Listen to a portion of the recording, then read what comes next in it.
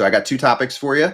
Let's start with Baseball America senior editor Josh Norris putting out an article and a tweet about the last 3 weeks, him witnessing not one, but two 16-year-olds throwing 100 miles an hour, Kevin Defrank and Striker Pence, which is an A-plus name. That's an 80 grade name. But I'll focus on Pence because it's Hunter's nephew. What do you think about youngsters throwing a hundo plus? I don't know these guys. I haven't even watched video, to be honest. I didn't do much homework on this. So, and not that I'm going to even be able to chime in much on the delivery. Like, is it easy gas? But what do you think of a hundo plus from 16-year-olds? It's too hard, probably. But there's a few things that I think I get lost in translation when talking about these subjects. Now, and I also agree, Striker Pence is an elite name, and a guy who throws 100 named Striker, come on. He's either going to pitch in the major leagues or be a fighter pilot. So I think getting back to kind of talk how pitching development is, like hunting velocity, not new. Very much not new. Every baseball camp I went to as a kid in the 90s and the early 2000s, we could not wait to get to the station that had the radar gun. It was a conversation between which guns are more accurate, stalker guns or jugs guns. Jugs give you more velo, so we like to have those ones. Like, we all knew about all this stuff. You saw a gun behind the backstop, you were jazzed up. You wanted to know what that number told you. Like, the days of going out there and not knowing how hard you're throwing, they're over. They've been over for a long time because technology has come a long way. So, of course, now that information's more readily available, it's a comparative stat to other people your age. Like, teenagers they struggle with that with everything. Like, always comparing themselves to everybody. And so this is another thing on the baseball field that you can show that, like, I am good, I'm really good, or I'm better, or whatever. So that hunt for velocity has always existed, and of course it's going to exist. The problem is we now know how to get it, and we know how to optimize guys to get the maximum velocity.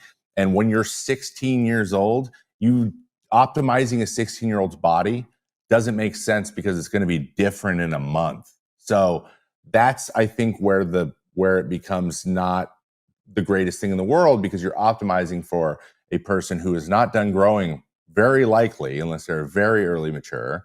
And that could completely derail the whole thing anyways, to where that 100 at 16 is now 91 at 21. And because they just simply can't, like, something broke down and just didn't heal as they were growing, didn't heal the way they needed to heal, and they didn't max out at the right time. It's called peaking early.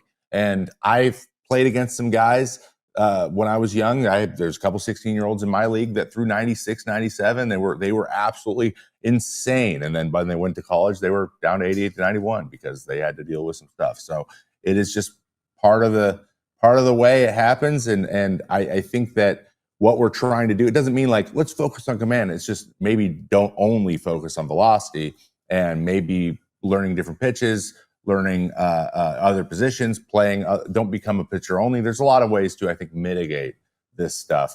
But there's no one way. I think it's incentives. It comes down to incentives. What are we incentivizing? Do we want this guy to pitch long term?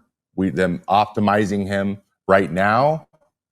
You got to leave some potential, some ceiling here to when they are a grown adult to then peak when it matters. And I think the only time that chancing this type of velo is worth it is in the major leagues.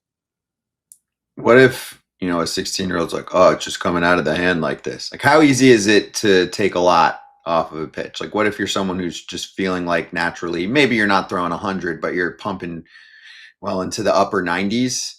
How do you coach someone through that? Then it comes down to if that person's if they're a Jacob deGrom type and they're just naturally adding velocity because something has clicked for them physically and they don't really know what it is, figuring out what that is and then building all of your apparatus around it, your mechanical stuff around it, strengthening every part of that chain to protect them and allow them able to do it longer. It's just about getting stronger and stronger and stronger and then just letting them keep just doing it naturally. So it becomes on the back end, like we're not worried about you getting, like, it's not about trying to get you to slow down or take your foot off the gas if you're not putting your foot on the gas. But if you're out there with intent to throw 100%, that's when you're like maybe we throw changeups at 100%, right? Maybe we mix in more changeups because naturally they're just easier on the arm. Overall, there's just not as much pressure going on the forearm and the elbow.